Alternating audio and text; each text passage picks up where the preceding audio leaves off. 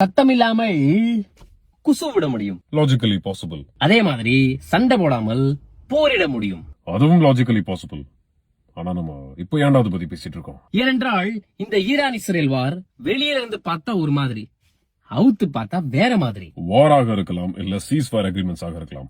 நீங்க main stream மீடியாலையும் social மீடியாலையும் பாக்குற news எல்லாமே சிம்பிளிஃபை பண்ணப்பட்ட சர்ஃபேஸ் லெவல் இன்ஃபர்மேஷன். கவர்மெண்ட்ல இருந்து மீடியா ஏஜென்சிஸ் வரைக்கும் அவங்க அஜெண்டாவும் ஐடியாலஜிக்கும் தகுந்த மாதிரி ஃபேப்ரிகேட்டட் நியூஸை ட்ரெண்ட் ஆக்கி விட்டுட்டு மக்களை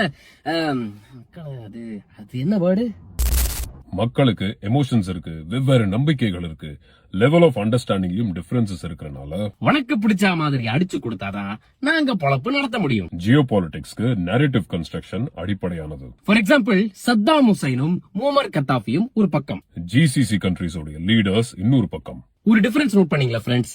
ஜிசிசி கண்ட்ரீஸோட லீடர்ஸ் மன்னர் பரம்பரையை சேர்ந்தவங்க, வேற கத்தாஃபி அண்ட் ஹுசைன் ரெவல்யூஷன் மூலமாக பவருக்கு வந்தவங்க. இவங்க ரெண்டு பேருடைய அப்ரோச்சஸ் வேற மாதிரி இருந்திருக்கலாம், ஆனா சோசியலிசம் அண்ட் அரப் நேஷனலிசம் அவங்களுடைய கோர் ஐடியாலஜியாக இருந்திருக்கு. ஆனா மன்னர் பரம்பரையை ஷேக் பண்ணி விட்டது கிரேட் பிரிட்டன் அண்ட் அமெரிக்கா.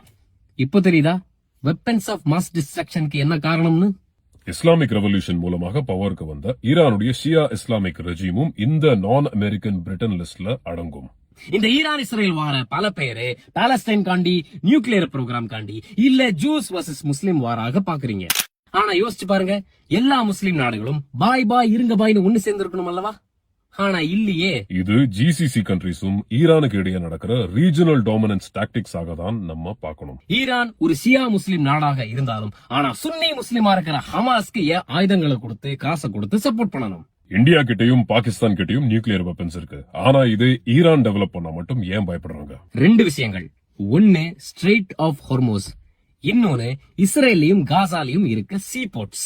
இந்த ஸ்ட்ரெய்ட் ஆஃப் ஹார்மோஸ் ஒரு முக்கியமான சீ ட்ரேட் ரூட். இந்த இடத்தை ஈரான் பாதி கண்ட்ரோல் பண்ணுது. அப்போ ஈரான் மட்டும் இதுல செக் வச்சான்னு வச்சுக்கோங்க, கச்சா எண்ணெய் விலை எகிரும், டாலர் விலை இறங்கும். அப்போ ஜிசிசி நாடுகளும் வெஸ்டர்ன் கண்ட்ரீஸோட பார்வையிலும் ஈரான் ஒரு ஹை ரிஸ்க் கண்ட்ரி.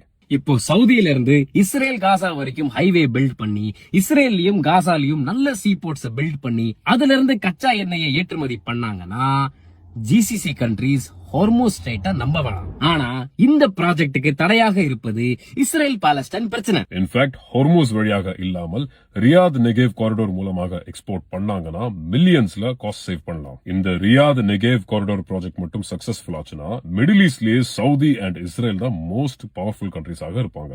இப்போ தெரியுதுங்களா ஏன் ஈரான் ஹமாஸுக்கும் ஹிஸ்புல்லாவுக்கும் சப்போர்ட் பண்ணுதுன்னு?